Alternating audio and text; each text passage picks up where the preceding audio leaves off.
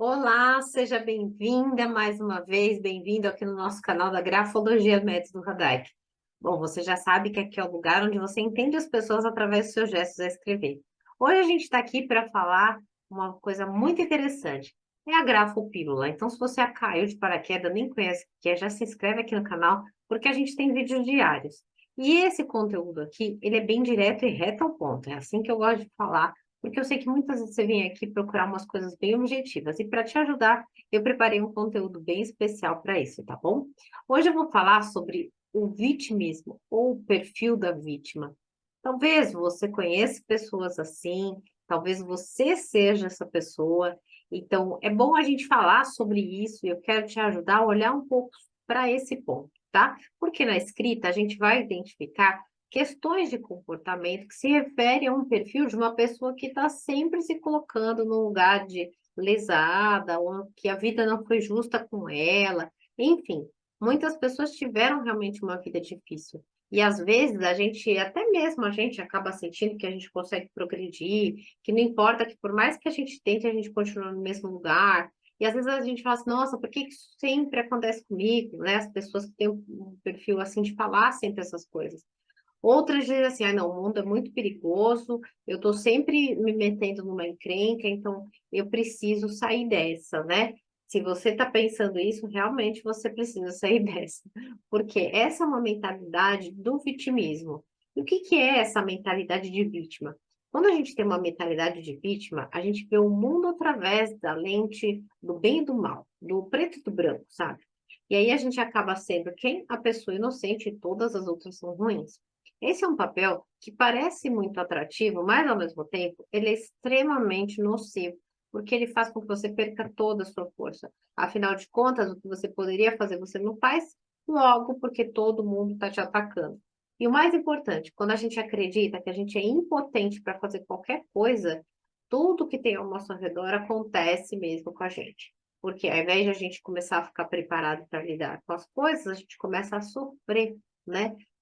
Com o que acontece com a gente. E aí, o que, que rola é que você passa a culpar os outros ao redor, os outros, as pessoas que não te dão a oportunidade.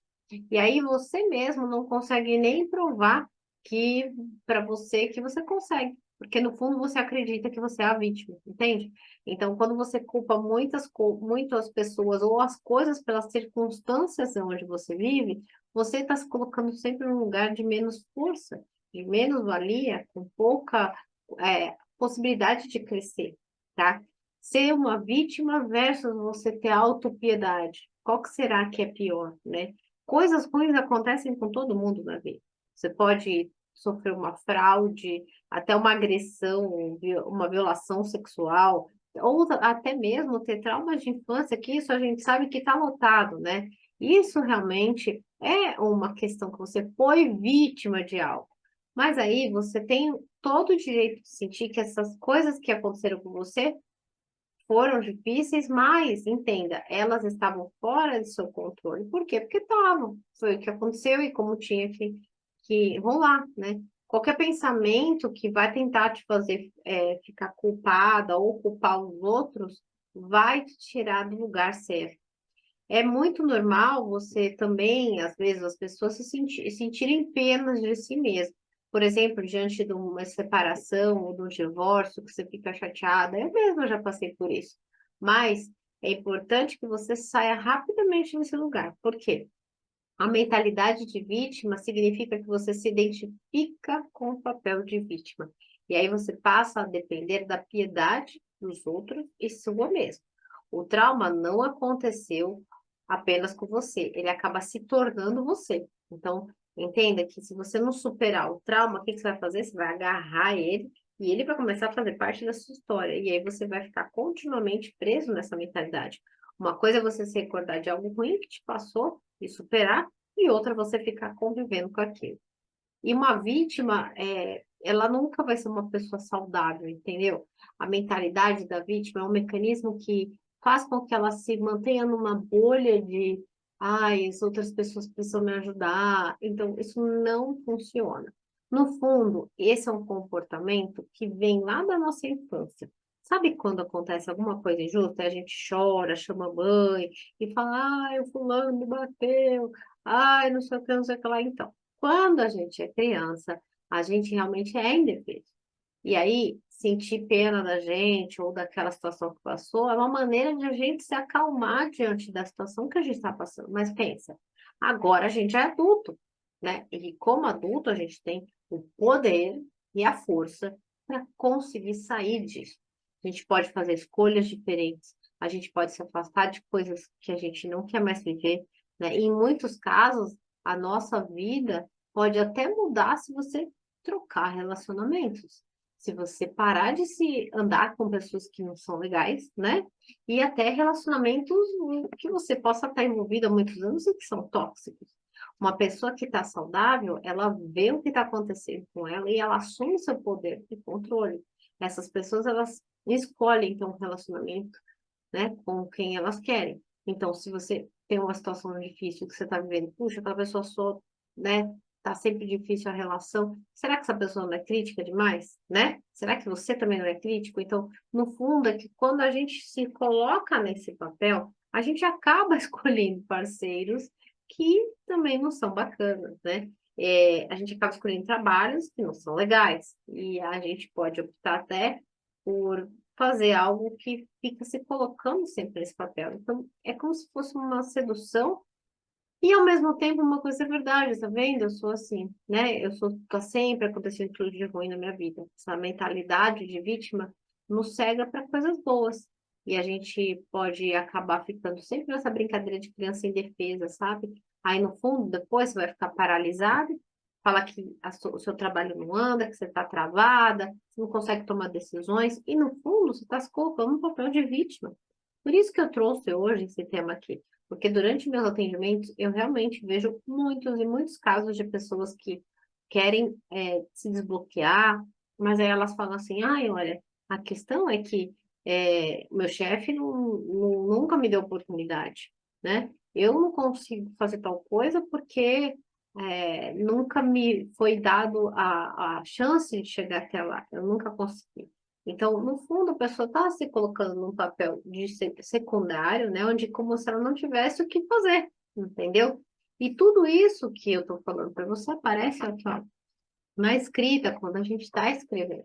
Por exemplo, quando eu vou fazer um processo seletivo para algum candidato e a empresa precisa de uma pessoa para tomar decisões, essa pessoa nunca pode ser esse papel de vítima, porque as posições de liderança e posições assertivas têm, e de sucesso, né, as pessoas de sucesso nunca estão se colocando no papel de vítima, elas agarram a situação e elas superam, né?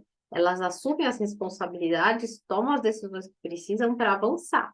Então, quem está no papel de vítima e se coloca nesse lugar, não avança.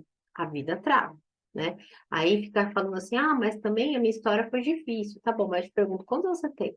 Né? Se a sua história foi difícil, ok, vamos olhar para ela e avançar. E andar para o próximo nível. E não ficar falando, porque pensa o seguinte, quando você tem hoje, tá? Né? Quando isso aconteceu o problema, você era criancinha, agora você já é um adulto, então nós podemos ressignificar isso. No fundo, a gente passa, muitas pessoas passam a acreditar que ela merece sofrer, que a única maneira que ela tem de receber a atenção das pessoas e dos outros é se ela se andar nesse lado. Eu já ouvi até clientes dizerem para mim, ah, tudo bem que eu pego, às vezes, alguns clientes que não são bons. Aí eu falei, mas por quê? Aí esse cliente pega e fala assim para mim, ah, porque eu sei que eu estou pagando alguns pecados da minha vida. Será que é isso mesmo? Será que essa maneira de pensar vai fortalecer e talvez está atraindo até as pessoas que têm realmente essa relação de dificuldade com o perfil de vítima, porque a pessoa pensa dessa maneira. Talvez não precisasse ter estes tipos de relações, né? Por que será que uma pessoa escolhe, por exemplo, para sempre ser uma vítima? Já já eu vou falar na escrita como que é, tá? Não vou mostrar uma escrita de uma pessoa vítima de novo para não ficar rotulando pessoas, porque lembra, você não é um traço, mas o que eu vou te dar aqui é alguns insights do que acontece na escrita, que aí você já pode começar a dar uma olhadinha por aí, tá bom? Por que uma pessoa escolhe ser vítima, então? Poxa, Letícia, você é tão ruim, por que a gente faz isso? Porque tem muitas vantagens, sabia? As pessoas que escolhem se colocar num lugar inferior, ou de coitadice, ou de para mim não funciona, elas têm algumas vantagens. Por exemplo, como não ter que assumir responsabilidade pelas coisas. Outra situação, porque elas podem receber atenção e têm o direito de reclamar, porque afinal de contas ela é uma coitada, ela não tem emprego, ela está sempre lascada, então ela começa a ficar com aquele certo direito de reclamar, tá? Outros também uma vantagem é que as outras pessoas sentem pena e dão mais atenção, porque é lógico, coitadinha, ela está sempre passando por um problema difícil, né? As pessoas são menos propensas a criticar os outros, né? São menos propensas a criticar uma pessoa que se faz de vítima ou te chatear. Olha quantas vantagens tem que as pessoas acabam preferindo esse papel.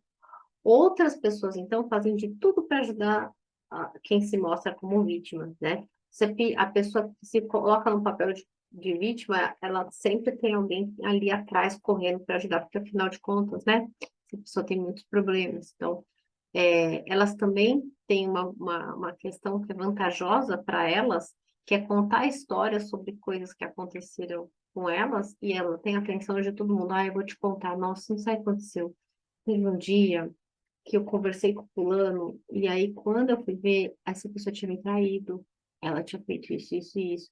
Então, as pessoas ao redor, em geral, gostam de ouvir histórias meio dramáticas, né? E aí ela coloca a vida dela como um grande drama. Tudo que ela vai te contar é uma história abismal. Se você falar assim, você tá melhor? Ela fala assim, ai, é que hoje eu acordei bem ruim. Nunca tá bom, nunca ela tá bem. Sempre tem alguma coisa acontecendo. E você acaba, né, quem escuta isso, acaba ficando preocupado, porque, nossa, coitada dessa pessoa, né? Então, ela tem todos esses benefícios por detrás. É um poder secreto por trás do vitimismo, né? É uma coisa que acaba fazendo com que os outros sintam pena da pessoa. É uma forma inconsciente, olha isso que eu vou falar, inconsciente de manipulação. Isso mesmo. Então, eu me faço de coitada e todo mundo fica aqui atendendo minhas necessidades. Eu chego aqui e falo assim, gente, está tão complicado hoje, vocês podem me ajudar, por favor? As pessoas gostam de vítima, gente, e o problema ainda é esse. Em geral, as pessoas gostam e têm pena de quem é coitadinho. Vocês sabem disso, é só a gente olhar como é que chama? O Big Brother. O Big Brother sempre tem esses episódios que tem um coitadinho lá que está sofrendo, o outro, só que os coitadinhos sempre ganham mais, né? Atenção, porque todo mundo quer ajudar. Então, é uma coisa que é, escraviza, não é bom para quem coloca, embora pareça, e é uma forma muito grande de manipulação. Então, se você tem um perfil de vítima na família, toma cuidado, tá bom? Ou como colega, etc. Fiquem atento, porque às vezes é uma coisa super pequena, mas a pessoa sempre faz como se fosse uma coisa grande para ela ter toda essa atenção. Quanto mais profundo for o drama, mais vai mexer com você, mais essa pessoa manipuladora. Então, tenta realmente sair desses esquemas, desses jogos, para que você não fique se sentindo toda vez tendo que estar a favor. E quem faz, né, quem tem esse comportamento, para com isso. Porque, no fundo, você vai ver que com o tempo as pessoas se cansam. E aí você vai acabar ficando sozinho ou sozinho, porque, né? E para você não vai ajudar nada, porque o vítima, a pessoa que se faz de vítima, ela perde força. Ela cria a codependência também, tá? Então, por exemplo, tem pessoas que podem ter pais que foram alcoólatras, e aí ela se coloca num papel de vítima, por exemplo, ai, nossa, aconteceu isso na minha família, foi difícil e tal, não sei o quê. E aí ela acaba sacrificando suas necessidades e fala, não, porque eu tenho essa questão da família, então, mas eu não tenho prioridade porque eu tive isso. Ela está sempre explicando o porquê que ela não faz a coisa por causa dessa experiência, em especial, né, com questão de ter pais alcoólatras. Né? A pergunta é que talvez você tenha que se perguntar, será que você é o tipo de pessoa que está fazendo o papel de vítima? Hum. Se você já observou algumas pessoas, a questão é, será que a gente faz isso? Será que o seu pai ou sua mãe, por exemplo, sempre se sentiam que o mundo estava devendo alguma coisa para eles? E aí reclamavam com isso, né? Que foram pessoas injustiçadas, né? E será que essa é uma maneira que você possa estar fazendo hoje, né? É possível que você tenha um relacionamento, inclusive, codependente dos pais, né? E se sinta responsável, por exemplo, pelo bem-estar dos seus pais. Como, às vezes, você pode ter um pai ou uma mãe com doença e ser levado a acreditar que você é o responsável pela felicidade dos pais. Ou então você pode ter aprendido a ser uma vítima porque era uma maneira de você realmente sobreviver à infância. Eu quero que você olhe para isso com carinho, com afeto, para que você possa sair disso. E não com um olhar de foi isso que aconteceu, eu fui lesado, né? Quando a gente é criança, a gente precisa de atenção e amor. E aí o que acontece muitas vezes é que por não receber, a gente acaba ficando. As crianças acontece isso muito, né? Ficam doentes, doentinhos, ou agindo como fraco. Só que quando a gente cresce, a gente esquece disso. E aí você fica um adulto ainda com as mesmas questões. Você fica um adulto sempre né, mais sensível, sempre com probleminha, como se todas as coisas ruins acontecessem com você. Então, eu tô aqui para te falar, para abrir os olhos para ver se de repente não está acontecendo isso também com você. Mais uma vez, as pessoas que vivem com uma mentalidade de vítima, elas podem ter sido as que sofreram abuso na infância. E muitas vezes é um abuso sexual. O desamparo que uma criança sente quando ela é abusada sexualmente ou emocionalmente, junto com uma vergonha muito grande de ser quem ela é, pode significar que você vai ser um adulto, por exemplo, com uma tendência a ter menos estima de si mesmo, ou a autoestima baixa. E aí você pode ver o lugar como um mundo muito perigoso e você está sempre perdido. Tá, Letícia, mas como que eu vou reconhecer se eu tenho isso? Eu já falei algumas coisas que você pode refletir, mas em geral, a escrita de uma pessoa com essa maneira de viver é uma escrita que vai ser mais apertada. Por quê? Ela vive com uma sensação de que aquilo que está acontecendo com ela não é justo. Ela tinha que receber mais, ela tinha que crescer mais, né? Então vai ser uma escrita mais apertada. Outra coisa que nós vamos ver é uma escrita mais desigual, ou seja, às vezes com as oscilações nas linhas, oscilação na inclinação das hastes. Também nós vamos ver ali muitos desejos reprimidos e falta de modéstia, falta de ponderação. Por quê? A pessoa que se coloca no lugar de vítima, ou que ela tem esse padrão, ela tem uma tendência a ser mais imatura. De novo, porque isso vem de lá da infância.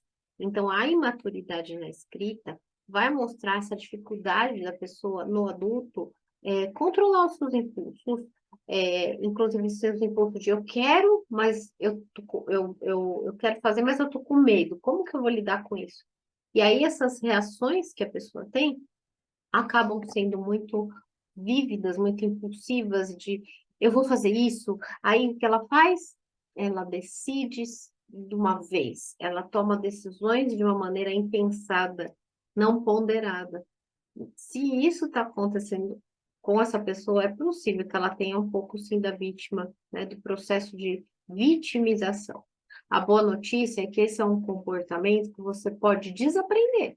Você pode fazer vamos falar certo, ressignificar. É um processo que pode levar tempo e ser até intenso, né? Principalmente se isso estiver ligado a traumas infantis.